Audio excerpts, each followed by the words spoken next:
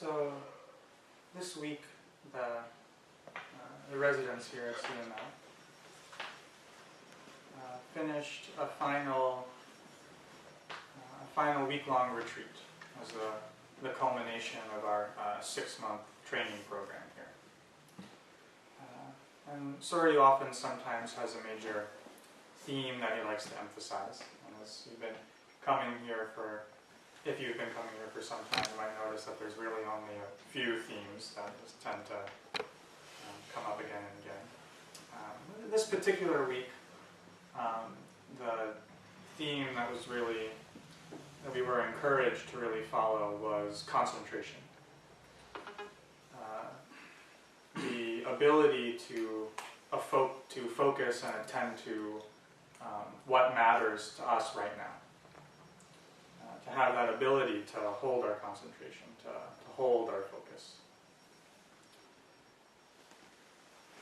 And it was an interesting journey, an interesting battle for even the residents who've been here for some time and do this practice for many hours a day.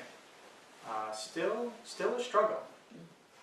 Still amazing how difficult it is to control the mind. So difficult how it is to just pick something. All right, I'm just going to pay attention to this. Seems easy enough. And we should just be able to want to pay attention to something and then just pay attention to it. But as you may have experienced, and if you didn't in those last 15 minutes, then I congratulate you and maybe come teach next week. Maybe you've noticed that there's a lot of stuff going on. A lot of thoughts, a lot of distractions, a lot of ways we want things to be. And even within the breath, trying to pay attention to the breath. And even with that, trying to just allow the breath to breathe. Normally we don't pay attention to it and it does whatever it wants. But as soon as we do pay attention to it, even so difficult to just allow that and to let that go, not that have to be something that we need to change and have this idea about a specific way that we want it to be. And this concept of concentration was actually the thing that initially really inspired me in this practice. To have the idea that it's possible to actually train our minds to be a valuable tool that we can use. And really the usefulness of concentration in and of itself, just to concentrate for the sake of concentrating, isn't necessarily that useful. But at least to have the ability to develop the mind in such a way that it can be flexible, it can be malleable, it can be workable. And that's really the goal of and the sort of concentration portion of this path, of being able to have a mind that actually works. I had a teacher who would often joke about this and say that sometimes the mind can be like a running faucet or something like that. And typically, if we had a faucet that was just running constantly all day, we probably want to do something about it. We want to shut it off. We want to fix it in some way so that wouldn't happen. And it seems reasonable that we should be able to do that. And in the same way with the mind, to just have a mind that's just constantly running all day long. And to some extent,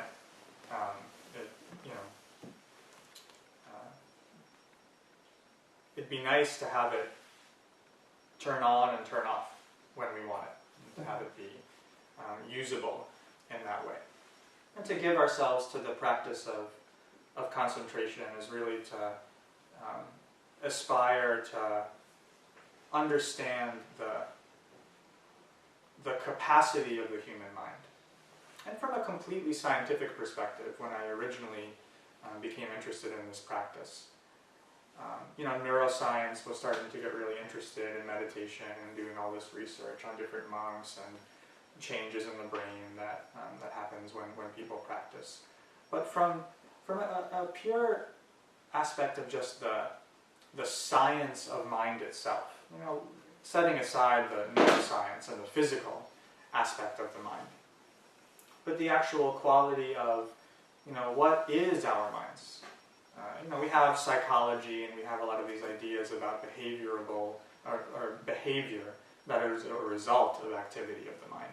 But to really observe the mind directly and to be able to develop attention directly. And originally, William James, who was sort of a pioneer of modern psychology, whose a lot of ideas sort of got trumped by the behaviorism and sort of the movement that really took off and took most of the stronghold in modern psychology.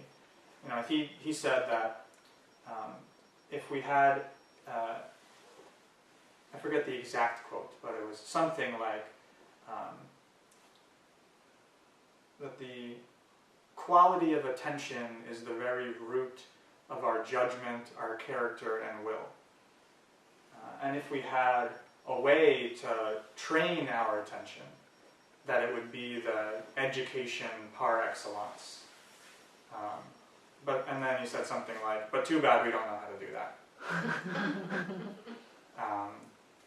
And interestingly enough, as far as modern psychology and science was concerned, we didn't know how to do that. But little did they know that actually the world knew how to do this. And mystical traditions in the East have been training attention for thousands of years before that quote and before that statement was made.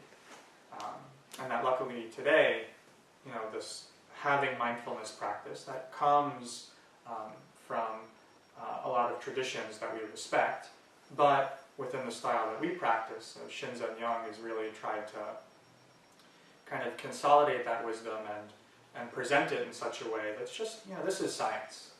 It's like lifting weights and building muscle. That there's a simple way of training the mind, of having an objective focus, and then bringing your attention back to that thing again and again. And as your mind gets distracted, you bring it back. Remember, I think it was Jack Cornfield who said something that I really liked. It's sort of that training your mind is like training a puppy. You running around, it's really wild, it has all of this energy, and you tell it, stay, and then maybe it sits there for a minute, but then it runs away again, and again you put it back down, you stay, and then eventually, a matter of time, with patience, eventually you can say stay, and the puppy will stay. That is a skill that can be trained. And in the same way, our minds can be like that as well. The more we just practice trying to keep it, bringing our attention back, the easier it will become in order to do that. And so as easy as it is to say all of that, especially during the retreat this week, there's a lot of struggle. It's a really subtle balancing act in order to maintain this concentration. And in general, there's kind of two main enemies to concentration, and one is one that I feel like is often talked about, and this is the distraction, the excitement of the mind. All of the things that constantly pull us away, which is important to learn how to deal with. But then on the other side of the spectrum, and maybe especially in the practice that we did today, tends to be very relaxing. And then so the other side of the spectrum is a sense of dullness, of sleepiness, of just going unconscious, the opposite of that. And really the practice of training attention is to find the balance between those two extremes. To find the balance from a constantly distracted, wandering, excited mind, and a mind that is dull, unclear, sleepy, tired.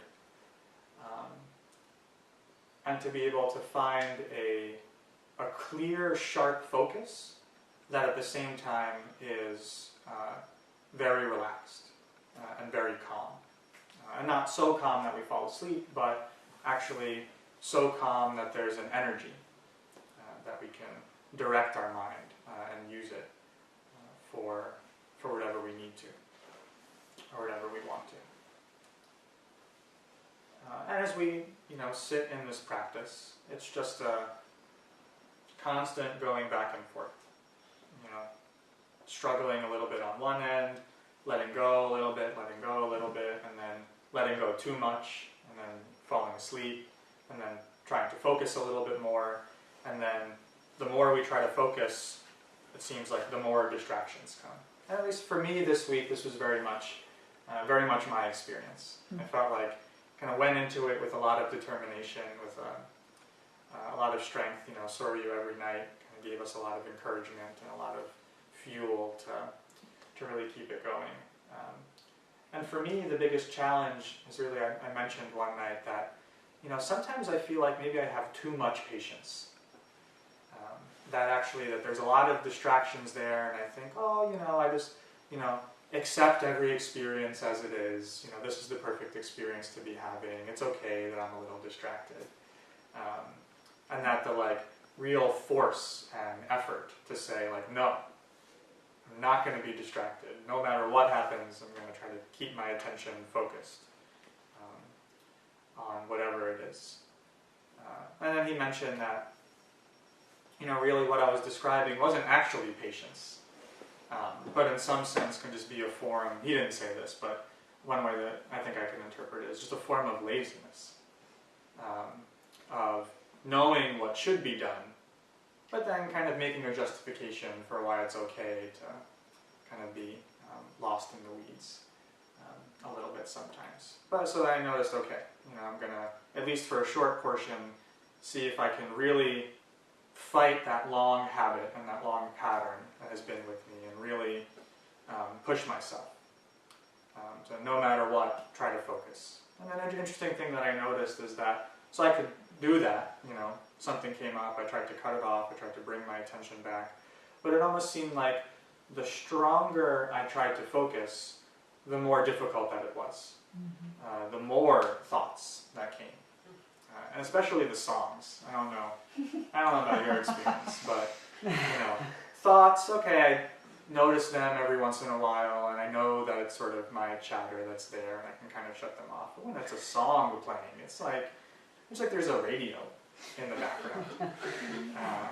And as much as and I'm not singing that song, it's it sounds like wherever the song is coming from, and it's those are really difficult to get rid of. I guess that's why traditionally in monasteries they kind of, besides maybe chanting and things that are conducive to the practice, there's no music. And some people look at that now in modern times and say but music is expression, it's arts, there's so much creativity in music, and all that's true. But if you've ever tried to sit in silence and focus your mind and have listened to a lot of music in your life, the greatest hits are gonna again and again. And so that was a big challenge and a big struggle for me. But as I learned from sort of my main inspiration in the practice before I came here, which was Alan Wallace, who often, his main focus is really this aspect of concentration, which he feels is kind of de-emphasized a little bit in modern day practice. This idea of insight, is really held up, of wisdom. Of course we all want wisdom. We all want to know the truth, we all want to know a reality. But, to concentrate on something for more than a few seconds, that's too hard. I just want the wisdom. But the concentration is a necessary component to that, and Soryu definitely emphasizes that as well, which I really respect. But he was very clear about this balancing act that needs to occur. This balancing act of finding a way of how it's possible to be focused and concentrated, but in a way that's not tight. In a way that's not yelling at yourself to just do it already. But in a way that has confidence, that has some power to it, and that power is necessary. But in a power that's also relaxed. A power that allows you to let go into that experience a little bit. And then sometimes we let go a little bit too much and we get a little sleepy, so we need to focus, and then sometimes we try to focus too much, and that ends up just agitating the mind. It ends up just aggravating the thoughts even more. We notice that the mind is not something that really, we can't tell it what to do. Maybe you've tried, I don't know what kind of success you've had, but to tell it to be quiet and to just focus doesn't tend to really be so fruitful. And so the best we can do is, in a gentle way, just try to release whatever we're holding on to, and then bring our attention back, and to have that determination that whatever happens, to reduce the amount of time that we're caught up and try to come back as soon as possible, but also to emphasize a baseline level of relaxation, of the ability to let go into that experience.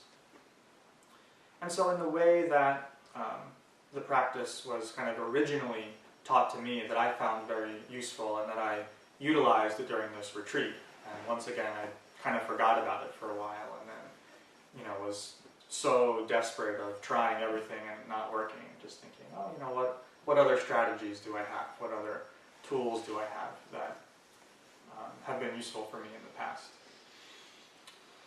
And so that there's kind of 3 levels of balancing. And I actually find it very interesting that the way he describes it maps on to basic mindfulness very well in the way that Shinzen describes it. And so for those of you who are maybe a little bit new to this practice, Shinzen Young, who was the creator of the basic mindfulness system, which is the framework of practice that we mostly based our practice and teachings on here. He defines mindfulness as 3 core skills of concentration, sensory clarity, and equanimity. And so that's the order that he typically says them in. But I wonder if it's actually useful to say them in that order.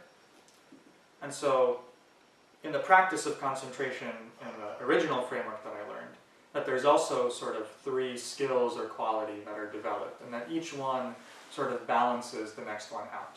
And then so the order is slightly different. So the first aspect is relaxation, or equanimity.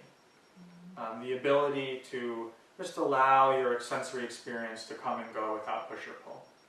The ability to allow the breath to just flow freely without, pulling at the inhale when the exhale is over, and without trying to push the exhale out when the inhale is over.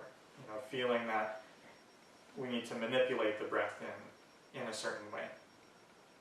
And that aspect of letting the breath do that and noticing that natural quality of the breath tends to facilitate a deep sense of relaxation and a deep sense of equanimity with our experience. Because if the breath can just breathe on its own, and we notice that, we sort of realize that actually, my conscious control of trying to make things be a certain way is not really necessary.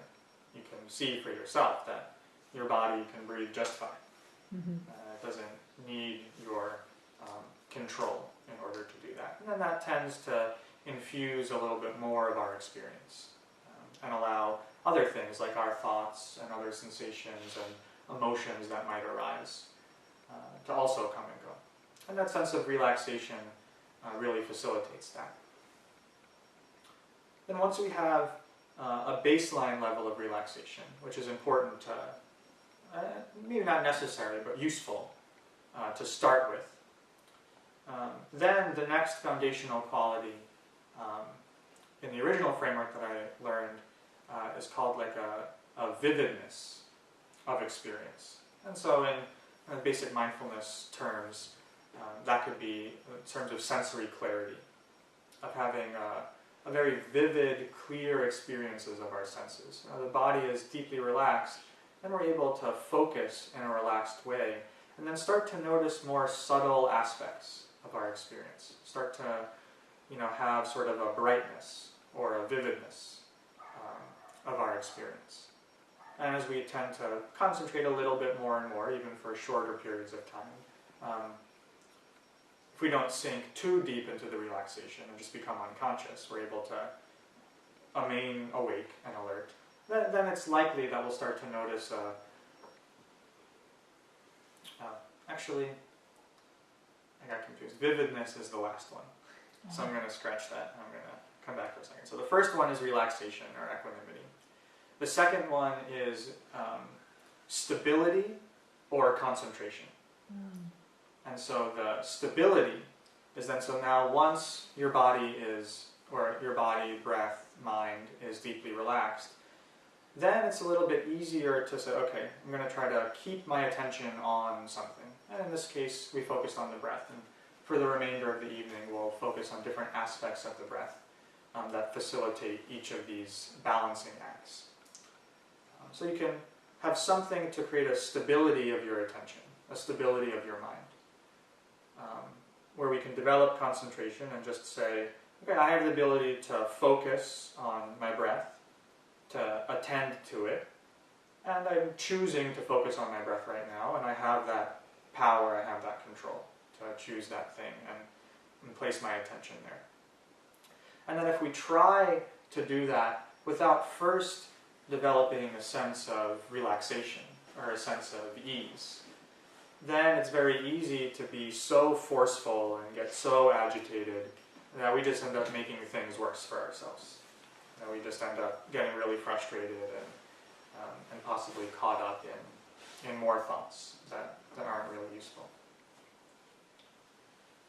So on the basis of relaxation, we can start to develop some stability, where we can notice when we're distracted, bring our attention back, let that be an easy, gentle process where we're not beating ourselves up about it, and just know that, it's natural for that to happen. This is why we do this practice. If that didn't happen, then we wouldn't need to do this practice. So we can have that stability. And then finally is the sense of vividness, or sensory clarity. Once we're relaxed and stable, then more subtle aspects of our experience can become more apparent. We can start to notice new things that we didn't notice before. We can start to have a sharpness of our attention and a clarity to our experience, which tends to happen from a concentrated mind. And then we see from our own experience that actually a calm and concentrated mind is actually very useful. It's very useful to be clear about our experience, to have a mind that's serviceable, that we can put to use in whatever way that we'd like to put it to use. Put it to use in terms of looking deeper into the nature of our experience and gaining more wisdom with that, or put to use in the nature of service, and simply dedicating your life to being of service to others.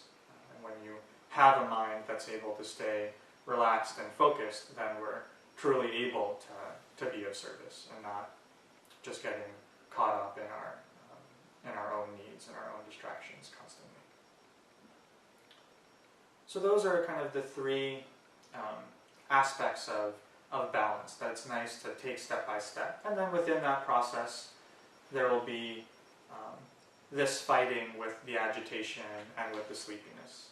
And so we just know that when we get a little bit sleepy and we get a little bit dull, then that's time to bring a little bit more power, to bring a little bit more determination, to be very diligent about our effort. And then noticing that if we try too hard, then we tend to get too agitated, and it becomes difficult, we're pushing ourselves too hard, we're getting distracted. So then if we notice that we're then just caught up in distraction, then the emphasis is to let go and to relax a little bit more. And then as we go through and develop our concentration, we find a balance there. And so for the rest of the evening, we'll continue to explore this. And just know that whatever your experience is and whatever happens, the fact that you're here at all is already proof that you're on your way to developing your mind. That the determination to even make it here, despite knowing how challenging this practice can be sometimes, is a direct display of your ability to focus on what matters to you, because that's why we're here, and we're here to focus our minds. And that's a process that really takes a long time. And if we're so used to being distracted, and especially, I think someone was mentioning about technology, and and I think that there are some benefits to technology, but one of the things that's not a benefit is this constant distraction of media that's pulling our attention in all directions constantly. I noticed, we came out of a week-long retreat where we finally, this time, we said, okay, collect all of our computers and our cell phones. We don't even want to see them for a whole week. And it was so nice.